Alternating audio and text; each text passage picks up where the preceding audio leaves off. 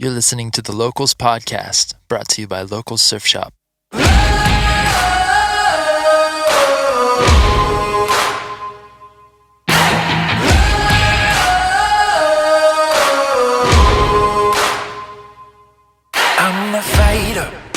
Dan, you're in Hawaii, yeah? Yep, I'm out here right now on Oahu. Yep. Cool, and the surf's been fun, yeah? Yeah, there's been waves. I got here right when the surf started picking up real big, and unfortunately the wind came with it. But there's been a couple of days where it's been short windows of some pretty clean conditions and fun waves. For sure. So as the guy behind like all these small wave masterpieces like Sweet Potato, Baked Potato, Chumley, you like surfing large surf? Yeah, well, that's it's funny because that's what I prefer. I like, well, I mean, kind of anything when you see the full force of anything, the tallest mountains or the deepest snow or biggest waves. It's always captivating for, I think, most people, and including me. And if you're going to make boards, to me, you'd want to be able to make surfboards that can perform well and excel in the extremes. Like you talked about the little grovelers, they're handling and generating maximum speed in extremely small or more gutless waves, and then to scale up and be able to make boards and ride waves that are big and extremely powerful. That as someone who kind of always wants to be learning and put themselves in a position to grow, that's the best way to do it, is to understand the whole spectrum as best you can and put yourself in a position to be able to learn and always develop in those spaces. Yeah, that's what I'm going to do. That's rad. So just adapting to the full range of surf. So I said, so you're just trying to adapt to the full range of whatever the ocean can throw at you. Exactly. Yeah. You got to be ready for whatever it's dishing out. Good, clean, perfect waves and onshore waves and whatever it is. And the designs change accordingly. The materials change with that. So yeah, it's really cool. For sure. So I got to tell you something. The Chumley is by far the most used surfboard in my quiver. Nice. It stays in my truck all the time, surfing in South Florida. I can surf days that are, 18 inches high. And so I was just wondering, what board are you riding most often? So that one is, so the Chumley, I went straight to that personally right after the Sweet Potato. I made the Sweet Potato for Firewire. I rode that for a while, and then I went, wow, here's what I want. I wanted the same length as the Sweet Potato. I wanted my Chumley to be a little longer than my Sweet Potato, but not as much volume for that length. And that's what more or less the Chumley is as the same amount of volume as the Sweet Potato. You just ride it a couple inches longer than your Sweet Potato, and and Baked Potato's more or less the same matchup in dimensions.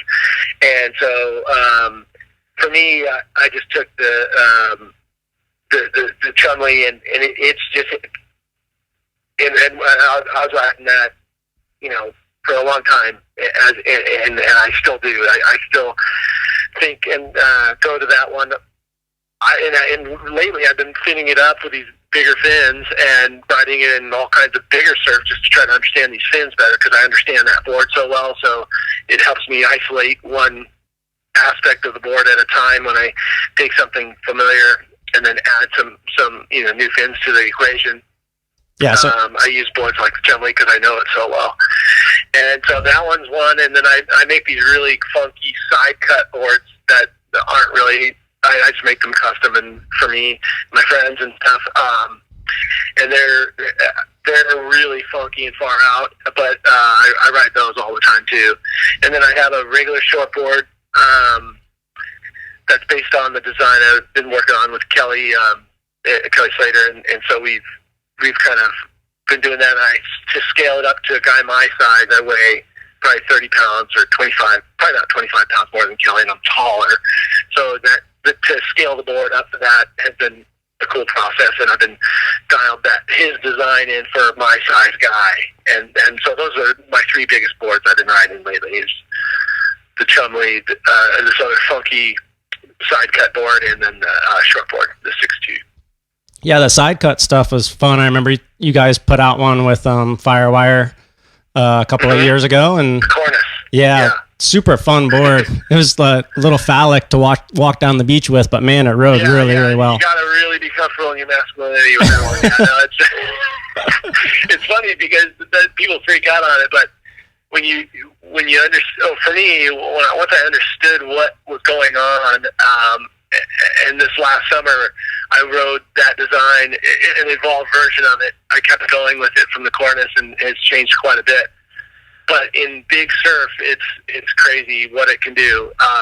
In terms of having that narrowness between your feet, it tips over and puts you into the slot of a steep wave on a late takeoff, better than anything I've been able to make so far. So it's a pretty interesting dynamic. I don't think we've seen the end of it. I think, there's always going to be people who will resist it and not want to try it, but the aesthetics are so different than what people are used to. Now it's appealing to me, but at first it's like, eesh, what's going on there?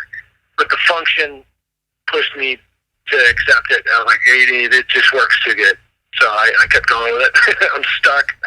Yeah, it kind of looks like a really wide snowboard, and like just the idea being put in the narrow part underneath your front foot, I guess. And exactly.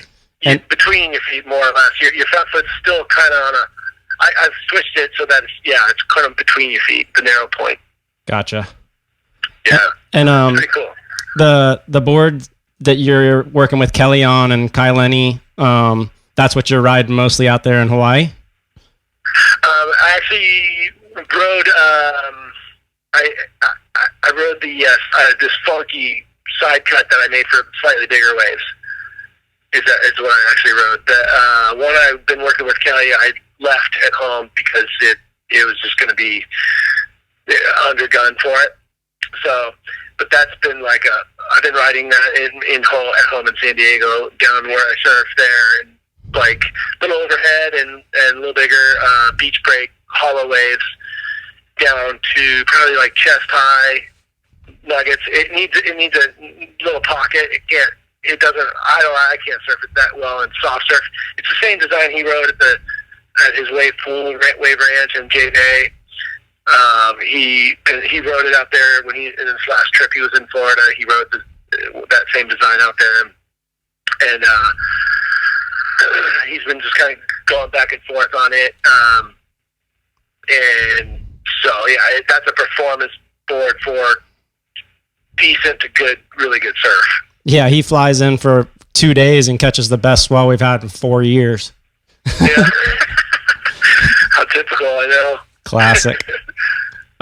So this design path you're on, like with these different, more high performance boards, is that something you want to continue to pursue, or you want to fall back into the small wave stuff, or? Well, yeah, I mean, greedily, I want them all. I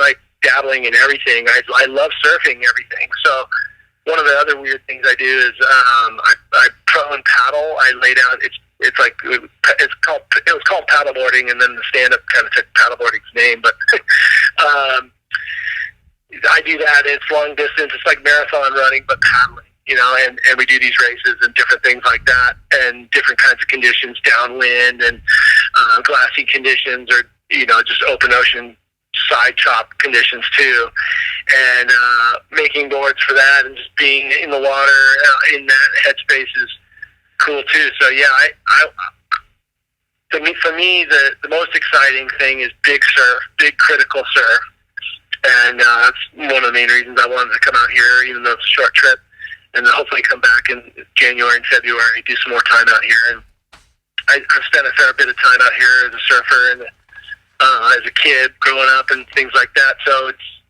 I like being here anyway. And but as a designer shaper guy, you know, making boards for critical big surf is what excites me the most. Although, you know, the reality of it is that if I'm going to surf every day, I got to have boards that really work well and make it exciting and keep it fun in bad surf. And so I'll probably stay on both extremes and try to gobble up as much of the middle as I can day to day. So like Spitfire and Dominator, do you see any more refinement with those types of boards, the mid-range stuff? Yeah, those are actually, we're talking about doing some new refinements to those, like, tuning up some different aspects of them. Hopefully bringing in new materials and new things to add in the equation too, but definitely the design,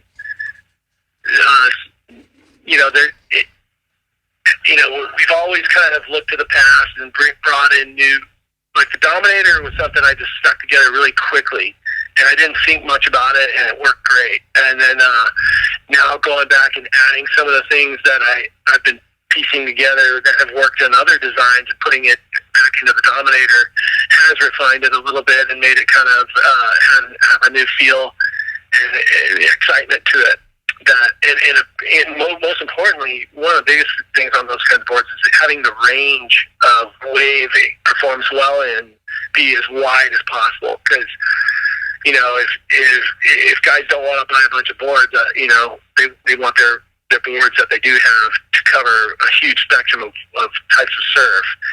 And so that's what, and me personally, I have a ton of boards, but I don't want to have a ton of boards. I like to just keep, like you guys are saying, you know, Chumley in the car and a couple of others. I have 2 or 3 or 4 boards in the car.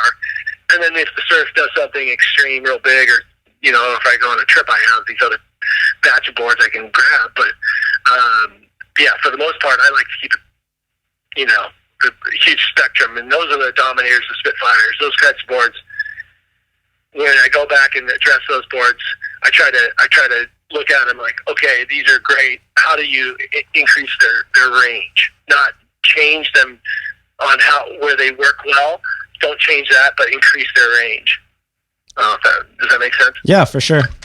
How important do you feel? I mean, you're a shaper, so you change bottom contours and outlines and everything. But what about fins? How important are fins to a surfboard? Fins, and specifically their fin location, are absolutely vital. You could come up with an incredibly cool new rocker, incredibly cool new outline or whatever, and if you put the fins in the wrong place, throw it away. It's going to be useless. So the actual fin placement is super vital. I've been thinking with these new fins I've been trying out, how important the space between the fins is. It's, you know, in life, and it seems like you look at what's really going on, it's actually between the lines, not the big outstanding things, but the things that are between the lines, and that's kind of applicable with the fins. It's more about what's going on between the space of the fins that make you have these sensations as you surf. And when you swap out the fin template, you can notice that, but if you swap out where the fin is actually located, you can really feel that difference. So fin location is really vital, but then fin template is important, but what I would argue is even more important than that is the flow of the fin and the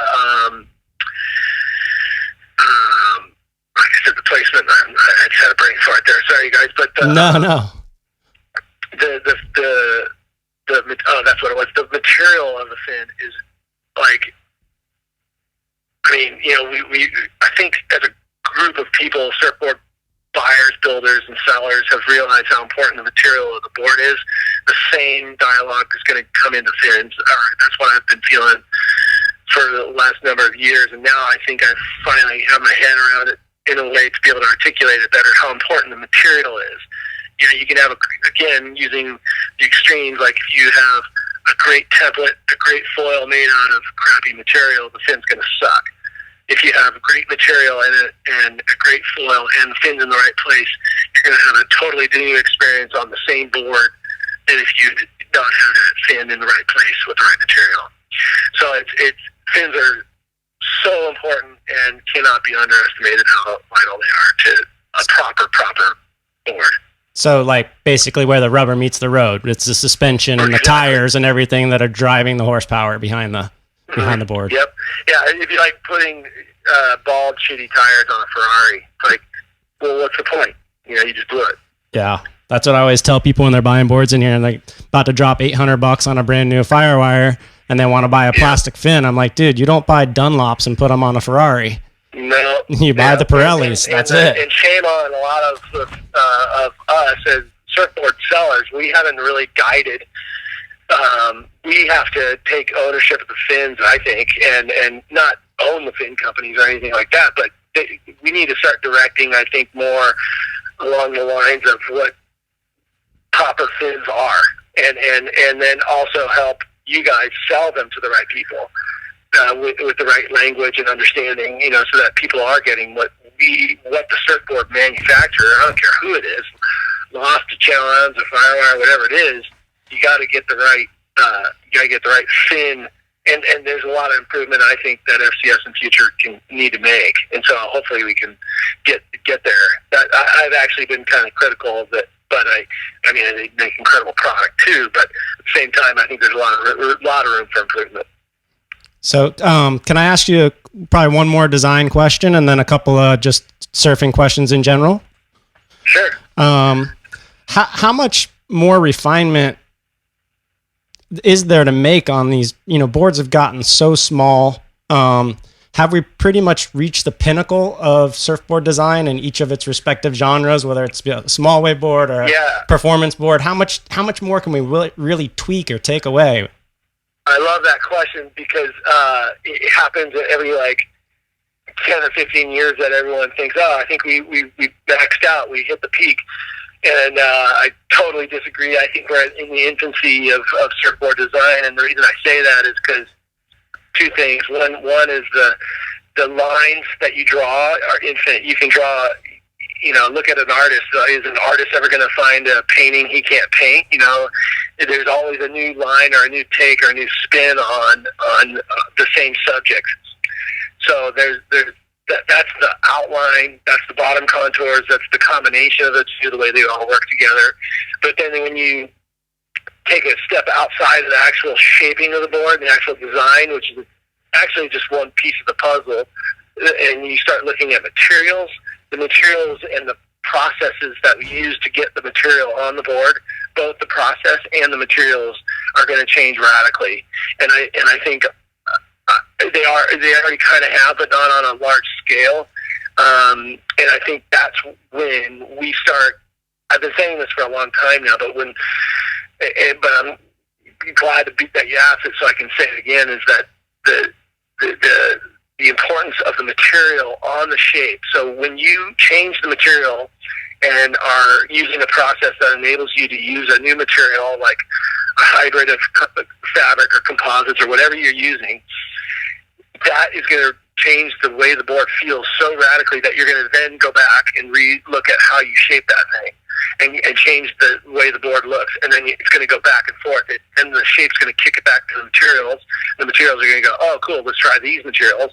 And so that it's going to be a stair-step case back and forth of those two aspects of design, the shape and the materials going back and forth. That's going to always be changing. It's always going to change, and it's always going to get better. And, well, not always going to get better. I make a lot of lemons, too, and go, oh, shit, throw that one away. But, and then also, when you factor in your other important question about fins, those three things basically are infinite. You're never going to be done. Just feeding on each other. For a long, long time. Yeah, there's just a self-fulfilling loop where they just can feed on each other forever. Exactly, forever, infinitely, and then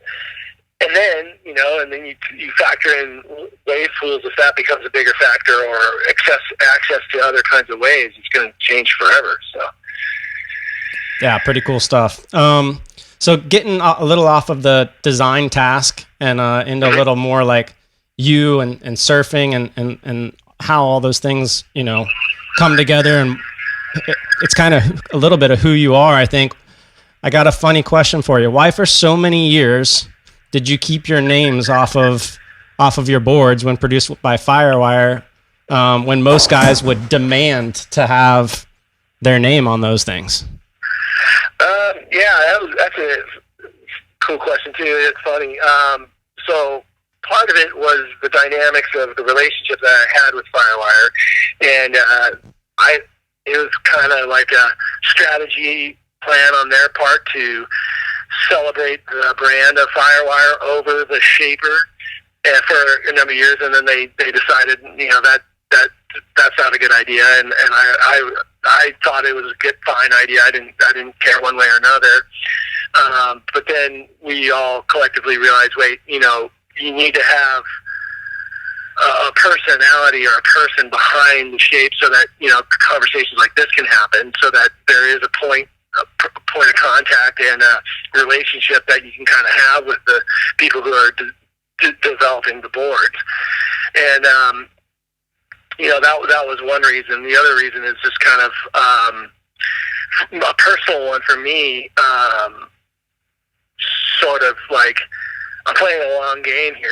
I've been at the surfboard making business since 1996. I got really, really hardcore serious about it, supporting my family in 2001, doing just surfboards. And to me, if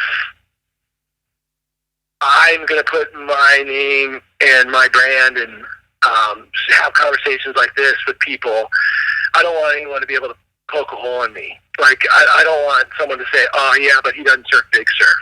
No, I surf big surf.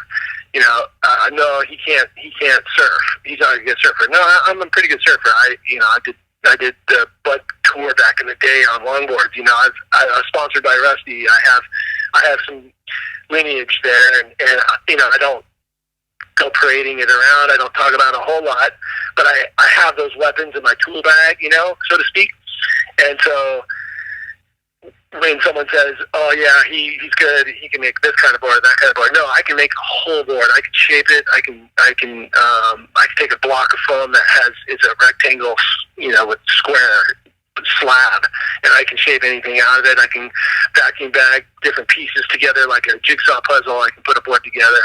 I can vacuum bag, sand, gloss and polish the board. I can pinstripe the board. I can paint the board. I know the ins and outs of a surfboard as good as I possibly can right now. I think I have more to learn, and I'm not the best. I suck at sanding. I suck at laminating, but I definitely can do it. I build on my own that way. So when the branding of me and branding of Mankind started happening with Firewire, sort of a matching up of me being ready to say, okay, yeah, I'm old enough guy. No one can really poke a hole in my game. I have a pretty solid background. I've worked my way. I've earned my stripes. I've built boards. I've owned glass shops. I've shaped thousands and thousands of ghost shapes for Merrick and JS, and I've done all that stuff. So what? You're going to say I'm a Johnny-come-lately? No. Are you going to say that I don't know how to glass? No. You're going to say I don't know how to put in fin boxes? No, I know how to put fin boxes in. I know how to make a leash cup. I can make a leash cup. I can put the leash cup in. It's all these little details. I can stand a good edge on a tail. All those kinds of things came together right at the same time. I was ready to start saying that as a person. And personally, I was able to start saying that at the same time they wanted to start co-branding. And it all kind of just fell in place. And that's sort of a long-winded answer to your question of why the last few years has been an increase in that exposure for me. No, I think that's a great answer because, I'm such a proponent of being believable and making sure that if you're going to sell something that about it.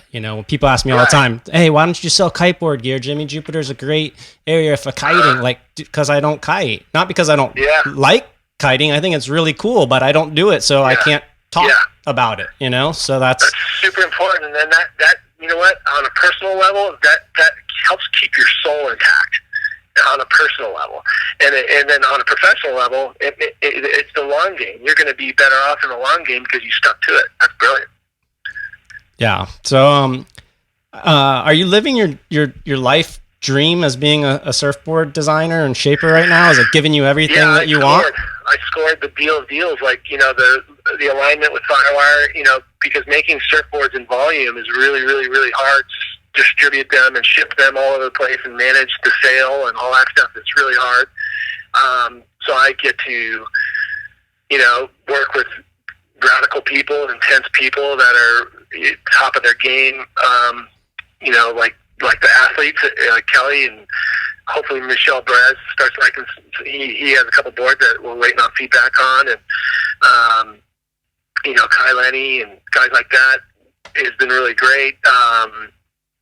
But like not having to carry the weight of making sure that the sales are good and marketing's good and all that stuff is a huge thing. Like it enables me to do what I like the best.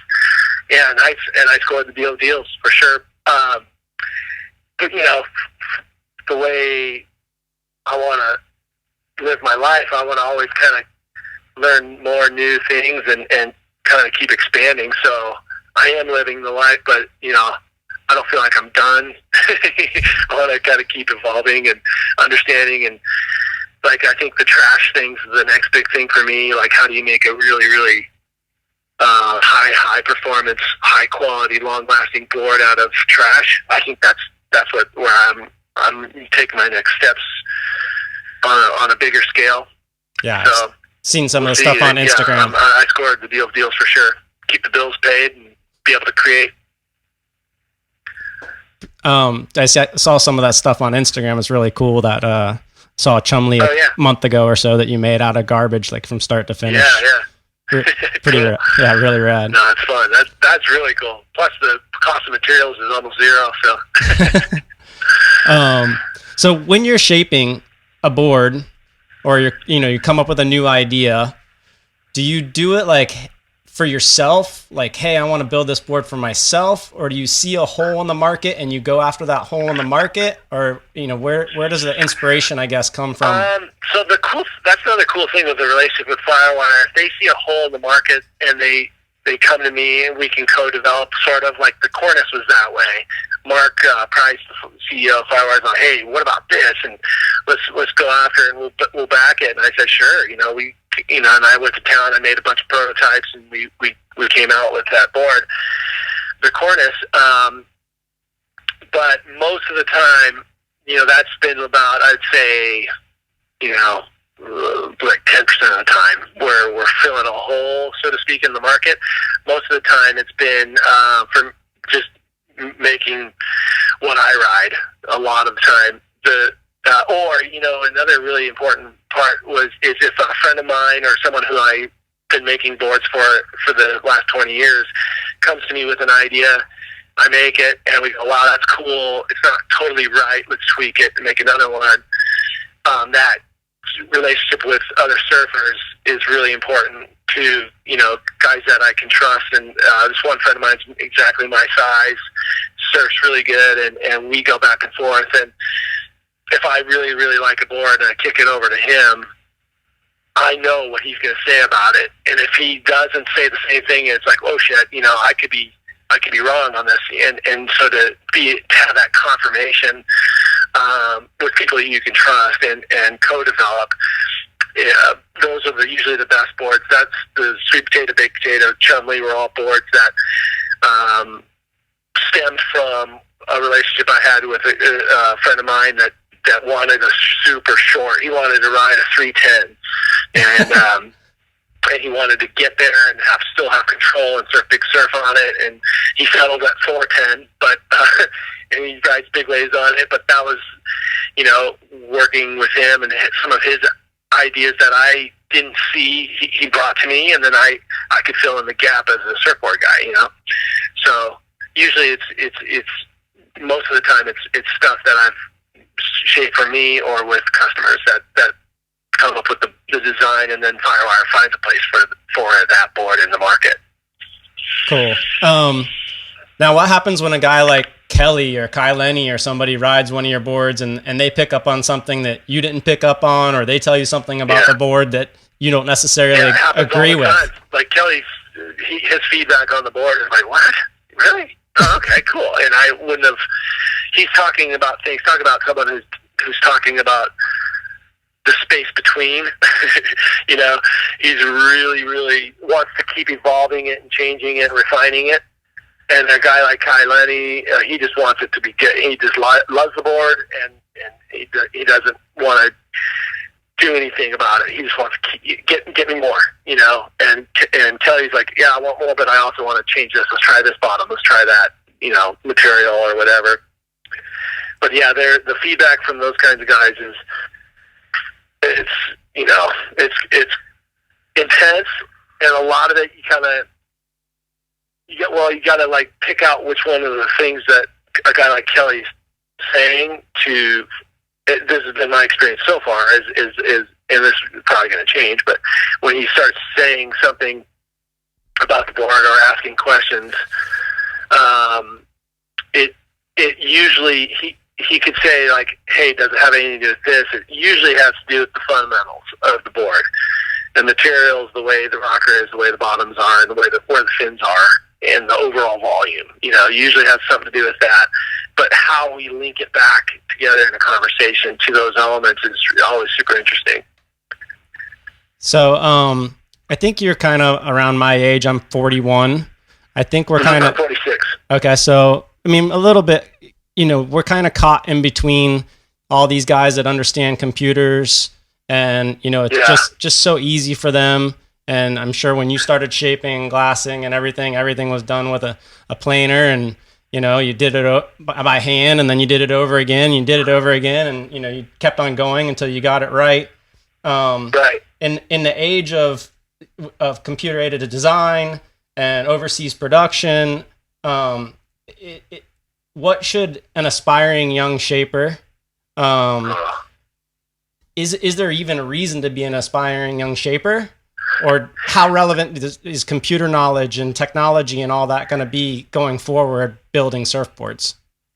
So that's a really cool question too. I dig that, because I've been thinking of how to, like, what I would say to someone who was me 20, 25 years ago. I would still say, I don't know, maybe I'm being naive or old, but I'd say, you need to learn from the ground up. I wouldn't say that just for surfboard. I'd say that if you're a plumber, I'd say that if you're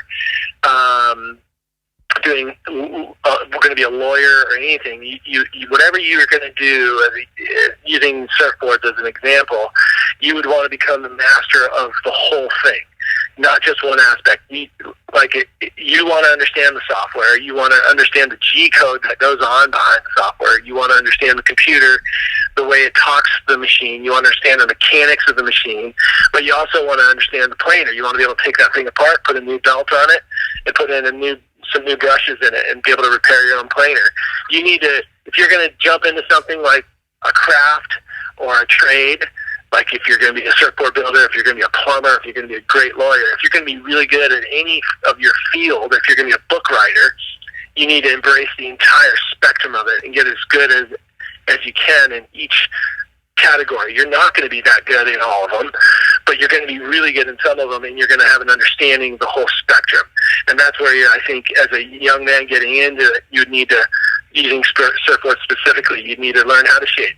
You'd need to learn about the material of the surfboard foam, all the differentiation between each types of chemistry.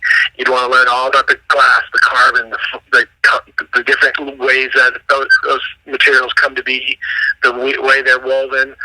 You want to understand the bonding strength, the mechanics of the glass to the foam. You want to understand the fin placements. You understand the foil of the fin, and you want to understand the shaping machine and the software. So you want to understand as many of the refined details as you could possibly take them all in, and then go back and study it later again and again and again. And it's like a guitarist, they're never satisfied with how they are. A golfer is never satisfied with how they hit the ball.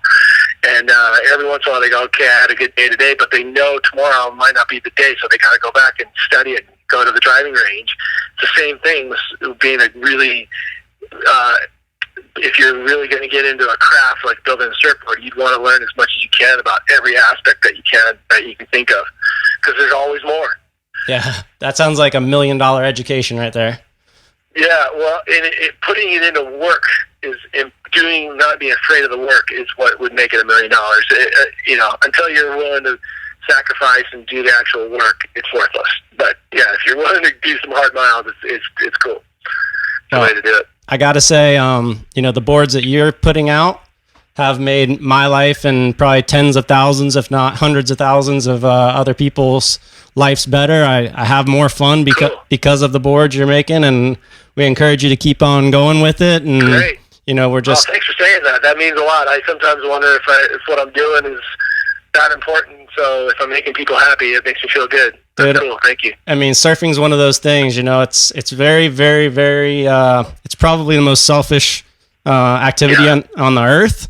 But when it goes well and you go home and you're better to your kids and stuff because of it, the world is all right. So I just want to thank you for making the boards that you've been making and encourage you to keep doing the same. Awesome, cool. Yeah, no, I will for sure. Thanks for the encouragement. I'll take it. Okay, Dan, we're gonna let you go, bro. I know you got things to do. Thank you so much for your time. Yeah, awesome. I'll be out there at the expo show, I think. So maybe we'll meet up then. Sounds rad. Talk soon. Okay. All right, take care. Talk to you guys. All right, bye. I'm a fighter, fist desire, blood, sweat, tears, eye of the tiger. I'm a warrior, cold-blooded soldier, battle-ready rebel. I won't stop until it's over. I got what it takes, yeah. I got what it takes, yeah. If I underestimate me, I'ma make 'em pay.